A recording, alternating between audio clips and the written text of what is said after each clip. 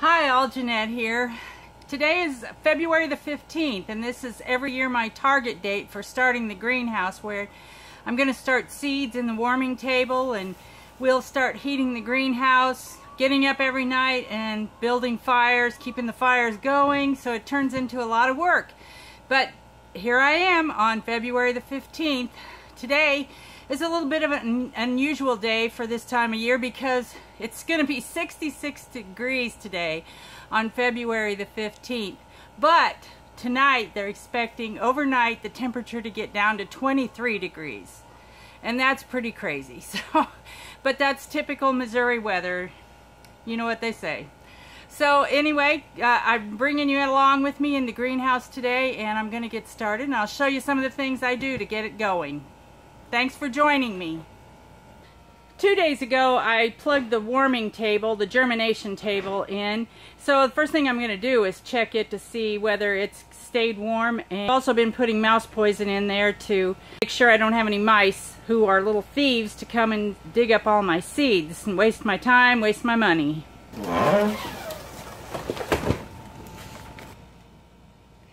When I put this thermometer in here, I set the table at 85 degrees, and look at that. The thermometer says it's right at 85 degrees. Boy, that makes me happy, because if this warming table didn't work for us, I don't know what we'd do. We'd kind of be up a creek. And gratefully, my last pile of mouse poison is still here, which means no mice came back into the table here to any disruption, and I'm really good with that. Yay! Well, I call these little trays hot dog trays because they have multiple channels in there, and they come in a length like this. I think something like 24 inches long. They like to crack and break really bad, so what I've done over the years is just let them crack and break in half. A lot of times I don't need a full tray's worth of anything, so half a tray or less is a good amount to be able to plant at any time of any certain kind of seeds.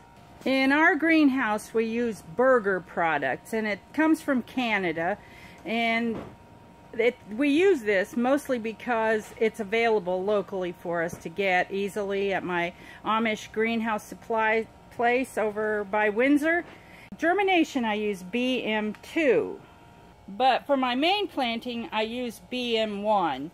So I'll start the seeds in BM2, and then after they're started, I will plant them in BM1. I also use this for all of my aloe. It's not really recommended for aloe, but if you've watched my aloe video, then you know that my aloes do great with this Burger BM1. I'm going to dump my germination mix inside this tub here so that I can work with it easily. Oh, there's a pot in there. 2 pots in there.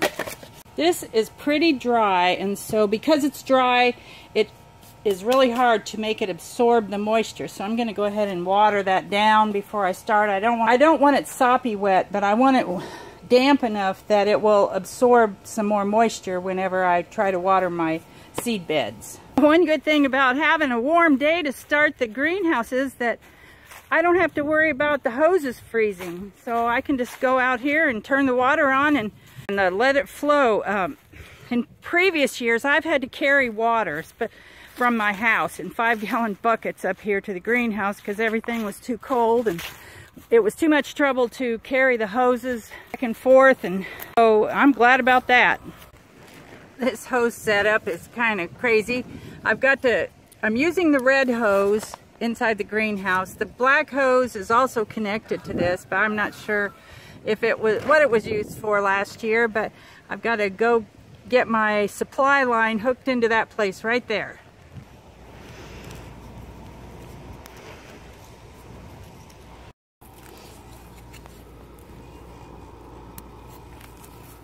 It's dripping. That's a good sign and a bad sign. I hate leaks. It's a good sign because we have water. Okay, that's about it. I'm going to let that sit and soak for a little bit. While that's soaking a bit, I'll just show you some of the seeds I intend to try to get planted today. I've got a lot of different kinds of peppers here. I'm kind of pepper crazy.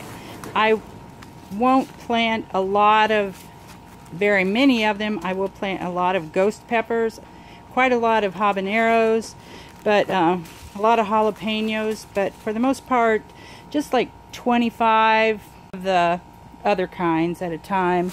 I've got two different kinds of eggplant. One is a long purplish eggplant, and this was more of just a classic eggplant. I've got some greens here like pak choy and kale and some lettuce.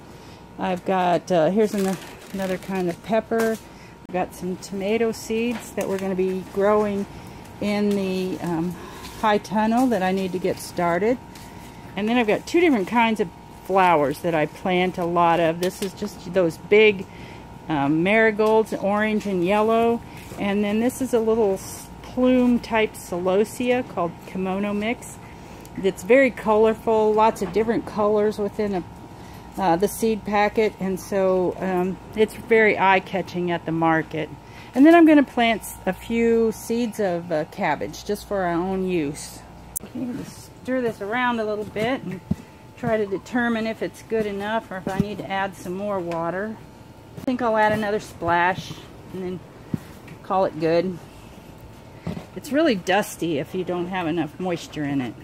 And this has been sitting since last fall, I think. I probably bought it. First thing I'm going to plant is my high tunnel tomato seeds. I've got 250 of them.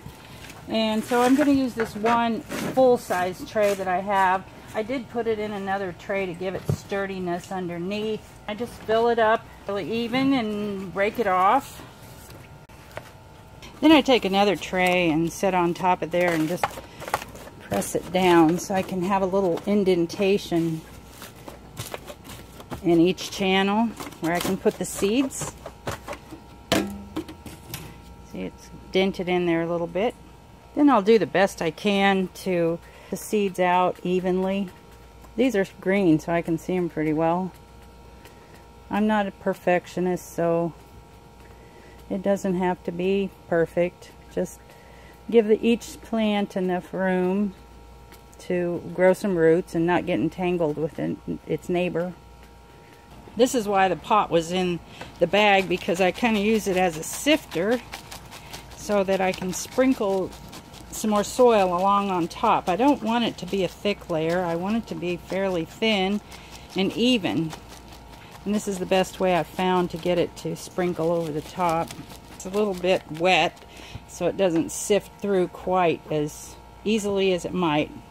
I'll just smooth it down evenly over everything. And then I write on a tag what it is and stick it in there. This is not something that's meant for anybody else to understand what it is. It's only for my purposes, so if I use abbreviations and it works for me, then that's fine. Somewhere along the way we came up with these two trays that are perfect for using in the greenhouse because they're the right size and the right depth. So I fill these up with water.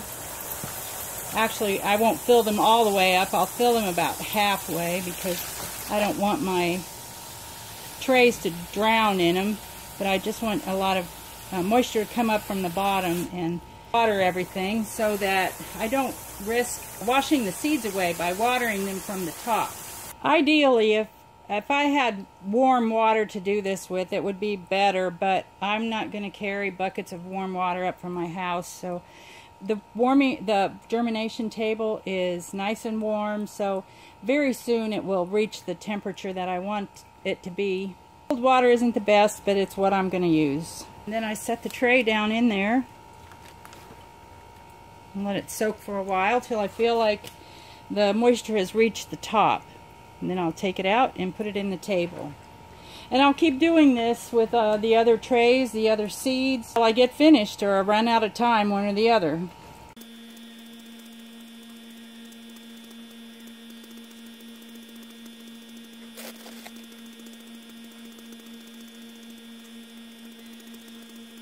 I didn't seem to get as much done as I was hoping to. I had a lot of interruptions today, which is fine, but there's another thing that happened is I ran out of my potting soil, which is not fine because I should have planned better.